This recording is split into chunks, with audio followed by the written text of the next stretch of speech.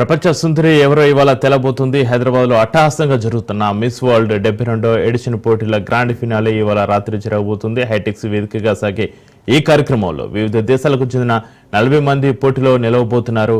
వారిలో ఒకరు ప్రతిష్టాత్మక ప్రపంచ సుందరి బ్లూ క్రౌన్ ను సొంతం చేసుకున్నారు. ఈ పోటీలను ప్రత్యక్షంగా దాదాపు 3,500 మంది తిలకించనుండగా టీవీలో ప్రత్యక్ష ప్రసారాన్ని ప్రపంచవ్యాప్తంగా కోట్లాది మంది వీక్షించనున్నారు.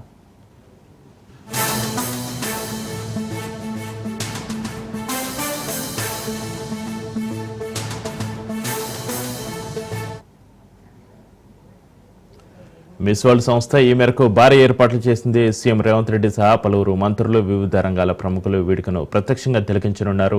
విజేతగా నిలిచే కొత్త ప్రపంచ సుందరికి ప్రస్తుతం మిస్ వరల్డ్ క్రిస్టినా ఫిష్కోవా దాదాపు 6.21 కోట్ల విలువైన బ్లూ క్రౌన్ ను అలంకరించనుంది. 6 గంటల నుంచి అర్ధరాత్రి వరకు గ్రాండ్ ఫినాలే కొనసాగనుంది. విజేతకు దాదాపు 8.5 కోట్ల ప్రైజ్ మనీ దక్కనుంది.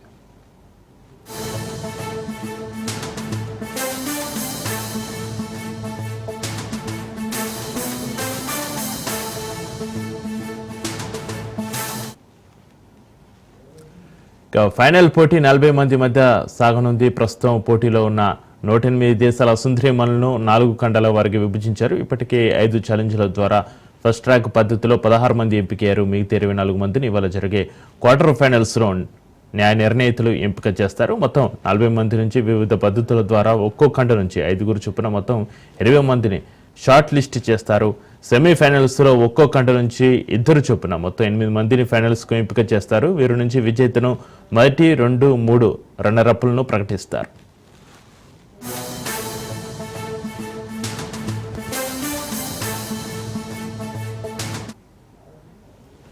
ఇక టెక్స్లో జరిగే మిస్ వరల్డ్ తుది పోటీలకు అన్ని ఏర్పాట్లు పూర్తి చేశామని జయశ్రీ రంజన్ తెలిపారు. విజేతగా నిలిచిన కొత్త ప్రపంచ సుందరిగా అవతరించే యువతి జూన్ 2న తెలంగాణ రాష్ట్ర ఆవిర్భావ దినోత్సవం సందర్భంగా రాజ్భవన్లో జరిగే ప్రభుత్వ అధికారిక కార్యక్రమానికి హాజరవుతుందని వెల్లడించారు.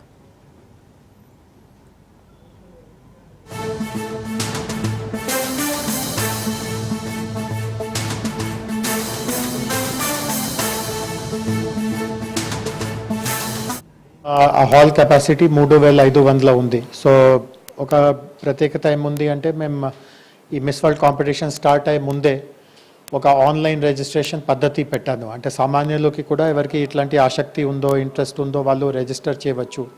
సో మొదటి రోజు నుంచి ఓపెనింగ్ సెరమనీ నుంచి తదుపరి జరిగే ఈవెంట్స్లో కూడా ఎక్కడైనా పబ్లిక్కి అనుమతి ఉండిందో ఆ లిస్ట్ నుంచి మేము కొంతమందికి ఇన్విటేషన్స్ పంపించాము. వాళ్ళు కూడా చాలామంది వచ్చి మంచిగా ఎంజాయ్ చేశారు. ఫైనల్స్కి కూడా ఆ లిస్ట్లో 1000 మందిని ఆహ్వానిస్తున్నాము. సో 3,500 సీటింగ్ కెపాసిటీ ఉన్న హాల్లో 1000 మంది ఒక కామన్ పర్సన్స్ ఉంటారు. తర్వాత మిస్ వరల్డ్లో కూడా ఒక అన్వైతీ ఏముంది అంటే ఈ 109 మంది పార్టిసిపెంట్స్ ఉంటారు. వాళ్ళ ఫ్యామిలీ మెంబర్స్ అండ్ ఫ్రెండ్స్ని కూడా వాళ్ళు పిలుస్తారు. ముందుగా ఎవరో చెప్పలేరు కాబట్టి బట్ ఇది చాలా ఒక ముఖ్యమైన అంశం వాళ్ళ జీవితానికి ఉంటుంది. ఒక సమయంలో వాళ్ళని మిస్ వరల్డ్గా గుర్తించడం, సో ఆ ఆనందాన్ని వాళ్ళ ఫ్యామిలీ మెంబర్స్ వాళ్ళ ఫ్రెండ్స్ సమక్షంలో పంచుకోవాలి. సో అందరు ఫ్యామిలీ మెంబర్స్ని వాళ్ళు పిలుస్తారు. 3.5 గంటలు అక్కడ స్పెండ్ చేశాక చాలా ఒక హ్యాపీనెస్తో ఒక మంచి కార్యక్రమంలో ఇట్లా నేరుగా ప్రేక్షకుడుగా ఉన్నాము ఆ ఒక సాటిస్ఫాక్షన్తో అందరూ వెళ్ళాలి. దానికి తగిన అరేంజ్మెంట్స్ అన్నీ జరుగుతుంది. ఫైనల్స్ ఇది లైవ్ టెలికాస్ట్ ఈవెంట్ కాబట్టి ఎగ్జాక్ట్ టైంకి స్టార్ట్ అవుతుంది, టైంకి ఎండ్ అవుతుంది. దాంట్లో ఇట్లా ఏదో ఆలస్యం జరిగే స్కోప్ లేదు. ఎగ్జాక్ట్ 6 గంటకి లైవ్ టెలికాస్ట్ మొదలవుతుంది. 9 వరకు రకరకాలుగా కాంపిటీషన్స్ ఉంటాయి అండ్ ఒక 10 నిమిషాలు రిజల్ట్ ప్రకటించడంలో జరుగుతుంది. అప్రాక్సిమేట్లీ 9:15కి కొత్త మిస్ వరల్డ్ ఎవరు అనే స్టేజ్ దగ్గర నుంచి వెల్లడించడం జరుగుతుంది. మొత్తం ఆ హాల్ కెపాసిటీ 3,500 ఉంది. సో ఒక ప్రత్యేకత ఏముంది అంటే మేము ఈ మిస్ వరల్డ్ కాంపిటీషన్ స్టార్ట్ అయ్యే ముందే ఒక ఆన్లైన్ రిజిస్ట్రేషన్ పద్ధతి పెట్టాను. అంటే సామాన్యులకి కూడా ఎవరికి ఇట్లాంటి ఆసక్తి ఉందో, ఇంట్రెస్ట్ ఉందో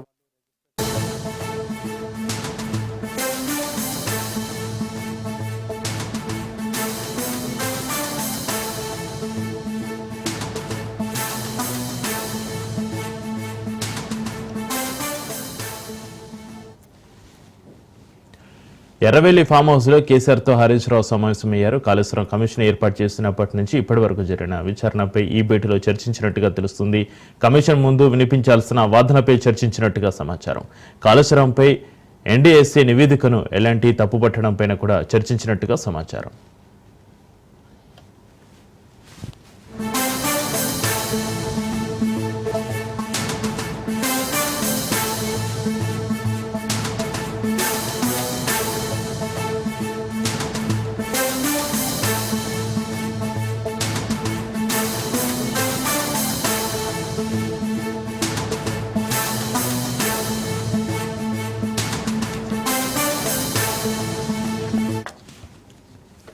ఇక వీటితో పాటు పార్టీలు ఇటీవల జరుగుతున్న పరిణామాలపై సైతం చర్చించినట్టుగా తెలుస్తుంది. ఇక కేసీఆర్ జూన్ 5న కమిషన్ ముందు హాజరు కానుండగా హరీష్ రావు జూన్ 9న హాజరు కానున్నారు.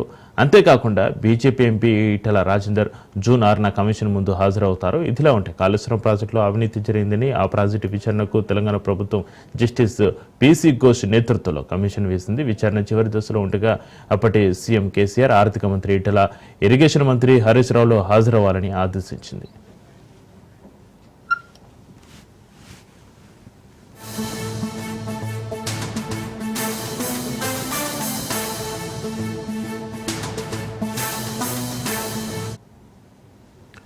కాళేశ్వరంపై ఎన్డీఏసీ ఇచ్చిన రిపోర్టును నిర్మాణ సంస్థ ఎలాంటి తప్పుపట్టడంపైన చర్చించారు నేతలు.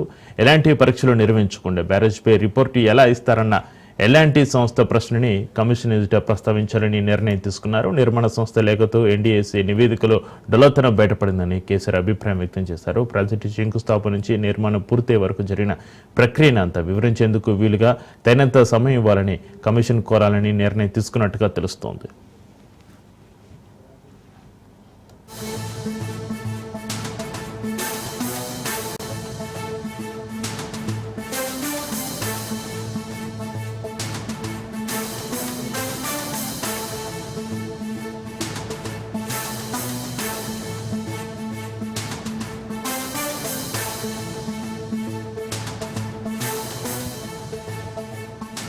మంచిర్యాలలో ఎమ్మెల్సీ కవిత కీలక వ్యాఖ్యలు చేశారు. ఆపరేషన్ కగారు పేరిట బీజేపీ దుశ్చర్యలకు పాల్పడుతుందని ఆగ్రహం వ్యక్తం చేశారు. మావోయిస్టు పార్టీ ప్రధాన కార్యదర్శి నంబాల కేశవరావును ఎన్కౌంటర్లో మరణిస్తే కనీసం మానవత్వం కూడా చూపలేదన్నారు. అంతిమ సంస్కారం కోసం కుటుంబ సభ్యులకు మృతదేహం ఇచ్చే సంస్కారం బీజేపీకి లేదని మండిపడ్డారు. ఆపరేషన్ కగారును ఆపాలని పదే పదే కోరుతున్న మరణకాండను కొనసాగిస్తున్నారని విమర్శించారు కవిత. పదే పదే మాట్లాడినరు. ఇవాళ మీరు దేశవ్యాప్తంగా ఉన్న పరిస్థితి చూసుకుంటే భారతీయ జనతా పార్టీ ఆపరేషన్ కగార్ పేరుతోని మరి చేస్తున్నటువంటి దుశ్చర్యలను మనం చూస్తా ఉన్నాం. నంబాల కేశవరావు గారు వారు ఎన్కౌంటర్ లో మృతి చెందితే కనీస మానవత్వం చూపించి అంతిమ సంస్కారం కోసం కుటుంబ సభ్యులకు మృతదేహాన్ని ఇచ్చేటటువంటి సంస్కారం కూడా లేనటువంటి పార్టీ భారతీయ జనతా పార్టీ. ఈ వైఖరిని మేము చాలా తీవ్రంగా ఖండిస్తున్నాం. స్పందించకుండా మారణకాండ, విధ్వంసకాండ కొనసాగించడం ఇంకొక వైపు అయితే కనీసం మానవత్వంతో చనిపోయినటువంటి శవాలను కూడా మావోయిస్ట్ పార్టీ సభ్యులు వారి కుటుంబాలకు ఇవ్వకపోవడం అన్నది నిజంగా దారుణం. ఇది కుటుంబాలన్నీ కూడా బాధపడేటటువంటి సందర్భం. ఈ వైఖరిని మేము తీవ్రంగా ఖండిస్తున్నాం. మరి మంచిర్యాల జిల్లాలో నిన్నగాక మొన్న మనం చూసినాం, సరస్వతి నది పుష్కరాలు కాళేశ్వరం దగ్గర జరిగినాయి. ఏ మంచిర్యాలకు ఎంపీగా ఉన్నటువంటి వంశీ గారు కాంగ్రెస్ పార్టీ యొక్క దళిత వ్యతిరేక వైఖరిని ఎండగడుతూ మరి వారు చెప్పడం జరిగింది, మమ్మల్ని ఇన్వైట్ చేయలేదు సరస్వతి పుష్కరాలకు. బాధపడ్డా, కులం కన్నా పదవి కన్నా కులం గొప్పది ఈ సమాజంలో, నాకు చాలా అవమానం జరిగిందని వారు చెప్పడం జరిగింది. కాంగ్రెస్ పార్టీ రేవంత్ రెడ్డి గారు యాదగిరి గుట్టలో కూడా అదే చేసిండ్రు. రేవంత్ రెడ్డి గారి కుటుంబ సభ్యులంతా కూడా పైన ఆసనాలలో కూర్చొని దళితుడైనటువంటి డిప్యూటీ సీఎం బట్టి విక్రమార్క గారిని కింది ఆసనాల్లో కూర్చోబెట్టి అవమానించినటువంటి దారుణమైన సంస్కృతి రేవంత్ రెడ్డి గారిది, కాంగ్రెస్ పార్టీ. మరి రెండు పార్టీల వైఖరి కూడా మరి సమాజ నిర్మాణానికి కానీ ప్రోగ్రెసివ్ థాట్ ప్రాసెస్ కానీ వ్యతిరేకంగా పనిచేస్తున్నటువంటి సందర్భాన్ని మునీర్ అన్న లాంటి జర్నలిస్టులు అందరూ కూడా తమ కళాలు జుల్పించి మరి వ్యతిరేకించాల్సినటువంటి అవసరం ఉందని చెప్పి ఈ మంచిర్యాల గడ్డ నుంచి నేను పిలిపిస్తా ఉన్నాను.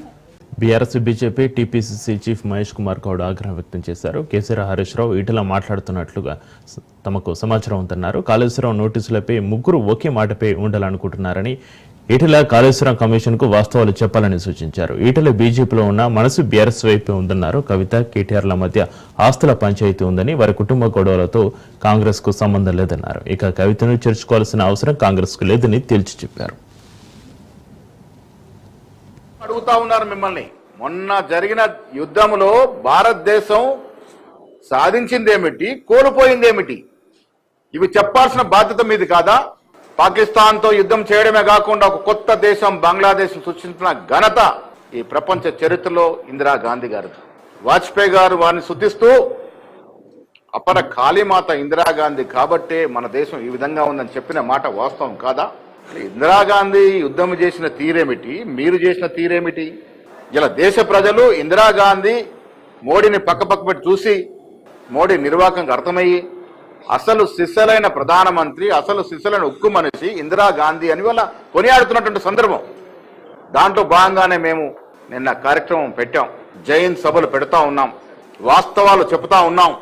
ఆనాడు ఇందిరాగాంధీ హయాంలో జరిగిన యుద్ధానికి, మొన్న జరిగిన యుద్ధానికి తీరుతెన్నులు తేడాలు చెప్తా ఉన్నాం. సర్జికల్ స్ట్రైక్స్ చేసి గొప్పగా చెప్పుకుంటారు. కొన్ని వందల సర్జికల్ స్ట్రైక్స్ ఇందిరాగాంధీ హయాంలో జరిగాయి, ఎక్కడ బయటకు చెప్పలే, స్ట్రాటజికల్ సీక్రెట్ అది. దాన్ని కూడా ఎన్కరేజ్ చేసుకున్నటువంటి బీజేపీ నాయకులు ఇవాళ రాహుల్ గాంధీ గారి గురించి మాట్లాడి యుద్ధంలో ఓడిపోయిన తీరు, యుద్ధంలో మనం వస్తున్నటువంటి చెడ్డ పేరును తొలగించే విధంగా డైవర్ట్ చేసే టాక్టిక్స్ వాడుతూ ఉన్నారు. ఇది ఆక్షేపణీయమైన మాట చెప్తా ఉన్నాను. ఇలా బీజేపీ బీఆర్ఎస్ పార్టీ ఒకటే ఒకటే ఒకటే అని వందల సార్లు చెప్పాం.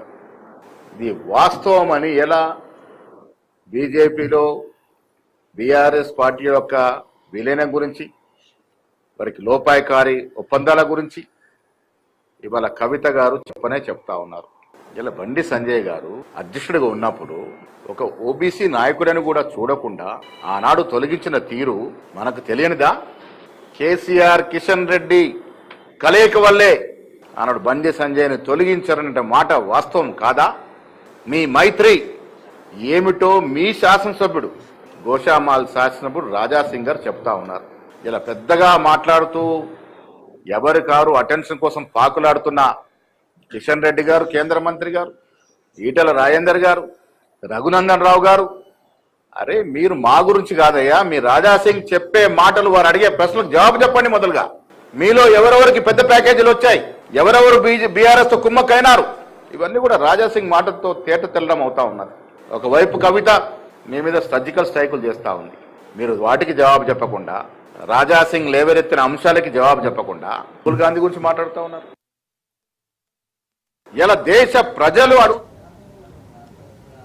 మన రాజకీయాలు ప్రకంపనలు సృష్టించిన ఎమ్మెల్సీ బీఆర్ఎస్ నేత కవిత ఎపిసోడ్పై కేంద్ర మంత్రి కిషన్ రెడ్డి కీలక వ్యాఖ్యలు చేశారు. ఇది డాడీ డాటర్ సిస్టర్ బ్రదర్ సమస్య అని, దీనిపై బీజేపీ నేతలు ఎవరు కూడా స్పందించవద్దని సూచించారు. వారి కుటుంబానికి సంబంధించిన సమస్యలు, వాళ్ళ డ్రామాలో తాము భాగస్వామ్యం కామని స్పష్టం చేశారు. అలాగే తెలంగాణ ప్రజలకు కూడా ఇది సంబంధం లేని అంశమని కిషన్ రెడ్డి స్పష్టం చేశారు. డాడీ డాటర్ సమస్య సిస్టర్ బ్రదర్ సమస్య. అది sister brother daddy daughter drama, అదంతా కూడా అది ఫ్యామిలీ డ్రామా. ఆ డ్రామాలో మేము పాత్రదారులను సూత్రధారులను కాదలుచుకోలేదు. తెలంగాణ ప్రజలకు కూడా సంబంధం లేనటువంటి అంశం అది. అది ఇంటర్నల్ పార్టీ విషయం కావచ్చు, లేకపోతే ఇంటర్నల్ ఫ్యామిలీ విషయం కావచ్చు. ఆ విషయాన్ని తెలంగాణ ప్రజలకు సంబంధించిన విషయంగానో, రాజకీయ పార్టీలకు సంబంధించిన విషయంగానో, బీజేపీకి వ్యతిరేకంగా విషయంగానో మేము దాని గురించి స్పందించదలుచుకోలేదు. తెలంగాణ ప్రజలు కూడా స్పందించేటువంటి పరిస్థితి లేదు. అధికారం కోసమో లేకపోతే ఆస్తుల కోసమో వాళ్ళు చెప్పుకోవాలా. జరుగుతున్నటువంటి ఘర్షణ సమస్య, దాన్ని రాజకీయ అంశంగా, తెలంగాణ అంశంగా, తెలంగాణకు ఏదో పెద్ద అంశంగా మీడియా కూడా తీసుకురావడం దురదృష్టకరం. చిన్న అంశం ఇది. ఈ అంశం తెలంగాణ ప్రజలకు సంబంధం లేనటువంటి అంశం ఇది. ఈ అంశం మీద రాజకీయ పార్టీలు స్పందించాల్సిన అవసరం కూడా లేదు. నేను అన్ని రాజకీయ పార్టీలను కోరుతా ఉన్నాను, ఇంక్లూడింగ్ మై పార్టీ. మా పార్టీ నాయకులు కూడా ఇలాంటి విషయాల మీద స్పందించాల్సిన అవసరం లేదు. డాడీ డాటర్ సమస్య. కవిత ఆరోపణలపై ఎంపీ రఘునందన్ రావు ఫైర్ అయ్యారు. బీఆర్ఎస్ కుటుంబ కలహాల్లోకి కవిత బీజేపీని లాగుతుందని మండిపడ్డారు. బీఆర్ఎస్ లో ప్రస్తుతం కవిత చెల్లెని రూపాయిగా మారని విమర్శించారు. ఆ పార్టీలో కేసీఆర్ కుటుంబంలో జరుగుతున్న అంతర్గత గొడవల్లోకి కవిత బీజేపీని లాగుతుందని ఆరోపించారు. బీఆర్ఎస్ తో పొత్తు పెట్టుకోవాల్సిన అవసరం బీజేపీకి ఎంత మాత్రం లేదని ఆయన స్పష్టం చేశారు. బీజేపీ అధిష్టానం గానీ, రాష్ట్ర నాయకత్వం గానీ ఆ దిశగా ఎలాంటి చర్చలు జరపలేదని రఘునందన్ రావు తేల్చి చెప్పారు. టీఆర్ఎస్ ను వద్దని వాళ్ళ నాయననే ముంచేసి బీఆర్ఎస్ చేసేసి, ఆ బీఆర్ఎస్ ను వద్దనుకుని ప్రజలు బీఆర్ఎస్. ఇలా టీఆర్ఎస్, బీఆర్ఎస్, కవిత, కేటీఆర్, కేసీఆర్ అనేది చెల్లని రూపాయలుగా మారిపోయినాయి తెలంగాణ సమాజంలో. తర్వాత ఏదో కొత్త కథలు వెళ్తా ఉన్నారు. బీజేపీ బీఆర్ఎస్, బీజేపీలో కలుస్తామన్నారు, విలీనం చేసుకుంటామన్నారు. అట్లా అప్పుడప్పుడు జనాలలో ఉండేందుకు టీఆర్ఎస్ పార్టీ లేదా బీఆర్ఎస్ పార్టీ ప్రయత్నాలు చేస్తూ వచ్చింది. టీఆర్ఎస్ పార్టీ కనీసం అభ్యర్థులు కరువైనరా లేదా వాళ్ళు ఎందుకు ఆలోచించారో ఏం ఆలోచించారో తెలియదు. కనీసం పోటీ చేసే పరిస్థితులలో టీఆర్ఎస్ లేనటువంటి పరిస్థితి. బిడ్డకో శాఖ, కొడుక్కో శాఖ, నాయనకో శాఖ ఇచ్చి మీది మీరే చేసుకొని మిమ్మల్ని మీరే పెంచుకొని మీ ఆస్తులు మీరు పెంచుకొని మిమ్మల్ని మీరే ఎదుగుదలకు ఉపయోగించుకున్నారు తప్ప తెలంగాణ ప్రజలకు ఏం జరగలేదు. తెలంగాణ రాష్ట్రం రావాలని అన్నకో శాఖ, చెల్లెకో శాఖ, నాయనకో శాఖ, ఆస్తులు పంచుకునే శాఖలు పెట్టుకున్నారు తప్ప మీ ఆస్తులు పెంచుకున్నారు 10 ఏళ్ల తెలంగాణ రాష్ట్ర సమితి పాలనలో తప్ప తెలంగాణ సమాజానికి ఏం దక్కలేదు. అందుకనే మిమ్మల్ని వద్దనుకుంది సమాజం, మీ కుటుంబాన్ని దూరం పెట్టాలనుకుంది సమాజం. టీఆర్ఎస్ ఎలియాస్ బీఆర్ఎస్ కి వీఆర్ఎస్ ఇచ్చి పంపించేసి నీతో పొత్తు పెట్టుకోవాల్సిన అవసరం మాకేముంది? 2014 నుంచి 2018 మీ నాయన పరిపాలన తర్వాత 19 ఎన్నికలలోనే మేము 4 ఎంపీలు గెలిచిన వాళ్ళం. 2019 ఎన్నికలలోనే 4 ఎంపీలు గెలిచినాం. 24 వచ్చేసరికి 4ను 8 చేసుకున్న వాళ్ళం మేము. సో భారతీయ జనతా పార్టీ సొంతంగా ఈ రాష్ట్రంలో తన కాళ్ళ మీద తాను నిలబడుతున్నప్పుడు, అందుకని ఈ పొత్తుల పంచాయతీలు, విలీనాల పంచాయతీలు, భారతీయ జనతా పార్టీతో బీఆర్ఎస్ పొత్తు విలీనం ఇట్లాంటి చర్చ ఏ రోజు జరిగిందని నేను అనుకుంటలేను. మా హైకమాండ్ తోటి కూడా ఎవరు జరిగింది చేసిందని కూడా పార్టీ పెద్దల దృష్టిలో అయితే ఎక్కడ లేదు. ఒక పైస లేదని, మమ్మల్ని ఎవరు నమ్ముతలేరని, ఢిల్లీకి పోతే చెప్పులు దొంగలుగా మమ్మల్ని చూస్తుర్రని సాక్షాత్తు ముఖ్యమంత్రి లాంటి వాళ్ళు మాట్లాడుతున్న పరిస్థితులలో మేము నేషనల్ హైవేల పేరిటనో ఇంకో దాని పేరిటనో అనునిత్యం తెలంగాణలో ఒక రకమైనటువంటి డెవలప్మెంట్ యాక్టివిటీస్ కోసం డబ్బులు ఇస్తూ తెలంగాణ ప్రజలకి భారతీయ జనతా పార్టీ దగ్గరవుతూ వస్తా ఉంది. గెలిచినటువంటి 8 మంది ఎంపీలు అనునిత్యం తెలంగాణ ప్రజల కోసం, తెలంగాణ రాష్ట్ర అభివృద్ధి కోసం, తెలంగాణ ప్రజల సంక్షేమం కోసం 24/7 తెలంగాణ రాష్ట్రం నుంచి గెలిచిన 8 మంది ఎంపీలు పనిచేస్తా ఉన్నాం. వేరే దేశాలలో పెట్టి వ్యక్తిత్వ హననం చేస్తా ఉన్నారు, పెయిడ్ బ్యాచ్ల్ని నడిపిస్తున్నారని. కవిత ఎవరిని ఉద్దేశించి పెయిడ్ ఆర్టిస్టులను పెట్టిర్రు, పెయిడ్ బ్యాచ్లు పెట్టి నడిపిస్తారు అని చెప్తుందో రేవంత్ రెడ్డి గారికి, రాష్ట్ర ముఖ్యమంత్రి గారికి తెలిసే ఉంటుంది. అందుకని ఆ పెయిడ్ ఆర్టిస్టులని, ఆ పెయిడ్ బ్యాచ్ అందరినీ కూడా వెంటనే కేసులు పెట్టి రిమాండ్ చేయాలని నేను కూడా డిమాండ్ చేస్తాను. ఎందుకంటే వ్యక్తుల వ్యక్తిత్వాన్ని హననం చేసేటువంటి అధికారం ఆర్టికల్ 19 మీకు ఇయ్యలేదు. ఫ్రీడమ్ ఆఫ్ స్పీచ్, స్వేచ్ఛ మీకు ఉందని చెప్పి మీరు ఎవరి మీద పడితే వాళ్ళ మీద ఏది పడితే అది రాసే అధికారం ఎవరికీ లేదు. ఏ ఛానల్కి లేదు, ఏ పేపర్కి లేదు, ఎవరికి. ఎమ్మెల్సీ కవిత వివాదంపై బీఆర్ఎస్ పార్టీ సీనియర్ నేత కేకే స్పందించారు. కాంగ్రెస్ లోకి కవిత వెళ్తే మంచిదే అన్నారు. కవిత ఎపిసోడ్ లో ఎవరి ఒపీనియన్ వారితేనని సీనియర్ నేతగా తాను ఏం మాట్లాడలేను అన్నారు. కవితతో కాంగ్రెస్ కు లాభం అనుకుంటే స్వాగతిస్తామని, కవిత చేరుకుని ఎవరు అబ్జెక్షన్ చేయరన్నారు. పాలన అనేది ఒకటి తెలుసుకోండి, by the people, of the people, for the people మాటలు మాట్లాడతారు. ప్రజాపాలన అన్నప్పుడు ఫర్ ద పీపుల్ కాదు, ఇది ఫర్ ద పీపుల్ అంటే పీపుల్ గురించి చేయడం, బై ద పీపుల్ అంటే ఎలక్ట్ చేసుకోవడం, ఆఫ్ ద పీపుల్ అంటే పీపుల్ అడిగి పీపుల్కి ఏం కావాలో తెలుసుకొని చేయడం. కాబట్టి కవిత ఎక్కడ సూట్ అవుతుందో తెలియదు, కానీ లీడర్ ఉన్న రేవంత్ లేదా పార్టీ ఏ దినమో సీరియస్ గా ఆలోచిస్తుందో, ఎందుకంటే ఎప్పుడో అంత సీరియస్ తీసుకున్నట్టు లేదు కవిత మాటల్ని. ఏది కాంగ్రెస్ పార్టీ లోపల కోసం లేదా నాకు 6 మినిస్ట్రీస్ ఇవ్వండి. చూడండి, నేను ఒకటే మనము ప్రజలతో పాలన జరిపాలి కాబట్టి చూద్దాం. ఆమెతో నిజంగానే లాభం వస్తుంది అనుకుంటే మనకు అబ్జెక్షన్ ఉండకూడదు, కానీ ఆమెతో పెద్ద వస్తున్నట్టు నాకు కనపడలేదు. ఇది పొలిటికల్ పార్టీస్ చేయబడి. నేను కాంగ్రెస్ లో నా లెటర్ కూడా చూడండి, I'm continuing in Congress, I remain in Congress forever, I die in Congress. కానీ తెలంగాణ గురించి, తెలంగాణను ఇయ్యనందుకు I will join the movement of separate Telangana, తిరిగే తెలంగాణ అనే లెటర్ ఉంది. దాన్ని పూర్తిగా పబ్లిష్ అన్ని పేపర్ల కూడా చెప్పి రాయడం జరిగింది. కాబట్టి నేను I will not go get in to my own things. చూడండి, పాలన అనేది ఒకటి తెలుసుకోండి, బై ద పీపుల్. సొంత పార్టీపై ఎమ్మెల్యే రాజసింగ్ మరోసారి సంచలన కామెంట్స్ చేశారు. తనపై యుద్ధం మొదలైందంటూ హాట్ కామెంట్స్ చేశారు. ఎమ్మెల్సీ కవిత ఎపిసోడ్లో తన అభిప్రాయం చెప్పినందుకు కరీంనగర్ నుంచి తన మీద యుద్ధం స్టార్ట్ అయిందన్నారు. కాగా గతంలో కిషోర్ రెడ్డికి రాజసింగ్ కు మధ్య బండి సంజయ్ సైదు కుదిర్చారు. కానీ ఇప్పుడు లేటెస్ట్ గా బండి సంజయ్ ను టార్గెట్ చేస్తూ రాజసింగ్ వ్యాఖ్యలు చేయడం కమలదళలో మరోసారి చర్చకు దారితీస్తుంది.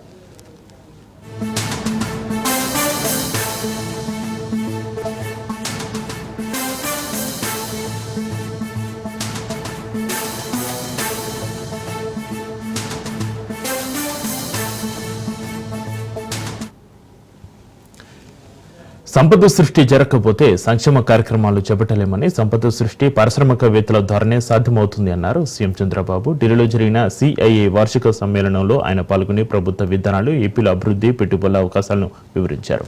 సంపద సృష్టిలో ఏపీకి పారిశ్రామికవేత్తలు సహకరించాలని కోరారు.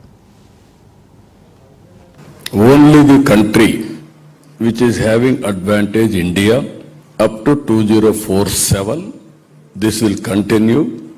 And also, if we plan properly, India will do service to the global community another hundreds of years. That is where I used to say we are inspiring time. Another thing today, technology is totally matured. There is a historical data for industry, everybody. There is a global knowledge is available. Artificial intelligence is matured. Quantum computing is coming. Even real-time data, either satellite. Now Government of India has made it open for private sector. Even drones have come, not only collecting data for application of any use cases. Then knowledge is available. Only we need entrepreneurs. No other country is having better entrepreneurs compared to India. You write down, tomorrow we are going to rule globally, and also we are going to provide services globally in the near future. That is my assessment. It is going to happen now. That's why I am saying very inspiring time. కూటమి సర్కార్పై మాజీ మంత్రి Ambati Rambabu fire అయ్యారు. YCP అక్కస్తోనే కడపలో మహానాడు నిర్వహించారన్నారు. ఎన్నికల్లో ఇచ్చిన హామీలు ఎన్ని నెరవేర్చారో చెప్పలేకపోయారంటూ విమర్శించారు. 3 రోజుల మహానాడులో బూతులు భజనలు తప్ప మరేమీ లేదన్నారు. రాజకీయాలను కలుషితం చేసిన వ్యక్తి చంద్రబాబునని, డబ్బుతో ఓట్లు కొనాలనే పద్ధతిని తీసుకొచ్చింది చంద్రబాబుని విమర్శించారు. కడప అనేది, రాయలసీమ అనేది వైఎస్ఆర్ కాంగ్రెస్ పార్టీకి చాలా బలమైనటువంటి ప్రాంతం. ఆ ప్రాంతంలో వ్యూహాత్మకంగా నిర్వహించి వైఎస్ఆర్ కాంగ్రెస్ పార్టీని దెబ్బతీయాలని, తమ పార్టీకి ఏదో అద్భుతమైన బలం ఉంది అని నిరూపించుకోవాలనే తాపత్రయంతో అక్కడ నిర్వహించారు. సరే, ఆ 3 రోజుల పాటు నిర్వహిస్తే చూస్తే ఆ డయాస్ మీద ఆర్భాటం బాగా చేశారులే, దానిలో ఏమీ సందేహం లేదు. బాగా డబ్బులున్న రాజకీయ పార్టీ, అధికారంలో ఉన్నటువంటి రాజకీయ పార్టీ కాబట్టి బూతులు, భజనలు, మభ్యపెట్టే మాటలు, కబుర్లు, ఇవి కొద్దిగా లోతుగా పరిశీలిస్తే మొత్తం అంతా పెద్ద అభద్రతాభావం చంద్రబాబు నాయుడు గారికి. ఆ అభద్రతాభావం అనేది చాలా స్పష్టంగా కనిపిస్తూ వచ్చింది. 3 రోజుల పాటు జరిగినటువంటి ఈ మహానాడులో వారిచ్చిన హామీలు సూపర్ 6, సూపర్ 7, అవి కాక 148 హామీలు ఇచ్చారు. 3 రోజుల పాటులో 3 హామీలైనా మేము నెరవేర్చాము అని చెప్పుకునే ధైర్యం లేదు, అని చెప్పుకొని ముందుకెళ్లే పరిస్థితి లేనటువంటి దౌర్భాగ్యమైన పరిస్థితుల్లో ఆర్భాటం చేసి డైవర్ట్ చేసుకునేటువంటి కార్యక్రమాలు